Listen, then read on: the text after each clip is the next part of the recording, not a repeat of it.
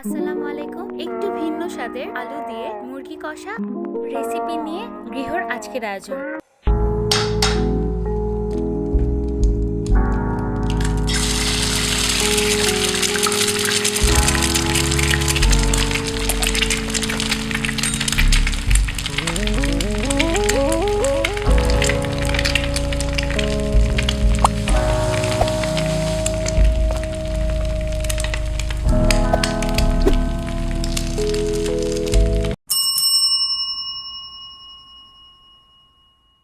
আমি আজকে পুরো একটা চিকেন রান্না করব। প্রথমে দিয়ে দিব টমেটো সস, পরিমাণ মতো দিয়ে নিচ্ছি। আমি যেই উপকরণগুলো ব্যবহার করব সবগুলো ডিসক্রিপশন বক্সে নাম দিয়ে দিব এবং পরিমাণও দেওয়া থাকবে। এবার দিয়ে দিচ্ছি 1 টেবিল চামচ পরিমাণ টক দই, দিয়ে দিব 1 টেবিল চামচ পরিমাণ আদা বাটা এবং 1 টেবিল চামচ পরিমাণ রসুন বাটা। এবার মশলাতে 2 চা চামচ ধনিয়া গুঁড়া, 1.5 চা চামচ জিরা গুঁড়া, 1.5 চা চামচ মরিচ গুঁড়া এবং 1 চা চামচ হলুদ গুঁড়া, এই কয়টি মশলাই ব্যবহার করব।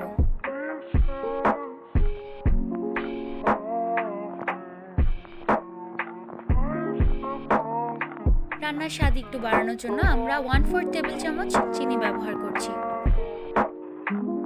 আর দিয়ে দিব স্বাদ মতো লবণ।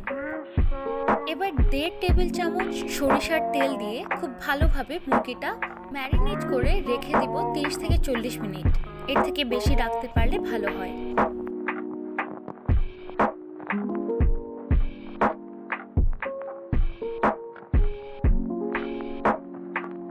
এভাবে ম্যারিনেট করে রান্না করলে মাংসে একটা আফটার টেস্ট আসে, খেলেই বুঝতে পারবেন।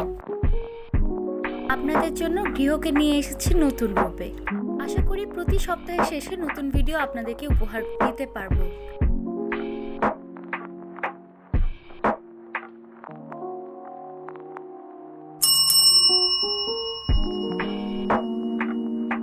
এবার রান্নার জন্য পাত্রে 1/4 কাপ সরিষার তেল ঢেলে নিচ্ছি। দিয়ে দিব 1/3 কাপের মতো পেঁয়াজ। পেঁয়াজটা মোটামুটি সিদ্ধ হওয়া পর্যন্ত অপেক্ষা করব।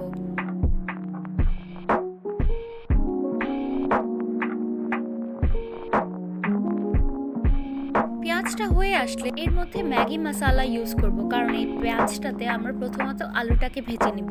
এই মশলাটা একদমই অপশনাল, আপনারা চাইলে অন্য কোনো মশলা অথবা মাংসের মশলা ব্যবহার করতে পারেন। মশলা কষে আসলে এর মধ্যে দিয়ে দিব 2টো তেজপাতা, 3টি এলাচি এবং 1টি দারচিনি। এই মশলাটা কিছুক্ষণ জাল করে গন্ধ ছোটা পর্যন্ত অপেক্ষা করব। এবার 3টি আলু টুকরো করে কেটে এর মধ্যে দিয়ে দিব। আলুগুলো সিদ্ধ হওয়ার জন্য কিছুটা পানি দিয়ে দিব। পানি মোটামুটি জাল হলে এর মধ্যে ম্যারিনেটেড মাংসগুলো দিয়ে দিব। মাংস এবং আলু দুটোকে সিদ্ধ করার জন্য পরিমাণ মতো পানি অর্থাৎ ঝোল দিয়ে দিচ্ছি। নিজেদের পছন্দ মতো ঝোল শুকালে তারপর আরো পানি অ্যাড করে 30 থেকে 40 মিনিট রান্না করব। হয়ে গেছে আমার মুরগি রান্না। কিছুটা ধনেপাতা দিয়ে পরিবেশন করলাম। খেতে দারুণ হয়েছে। আপনারা যদি বাসায় এই রেসিপিটি ট্রাই করেন অবশ্যই আমাদেরকে কমেন্ট বক্সে জানাবেন কেমন ছিল। দেখা হবে পরের সপ্তাহে।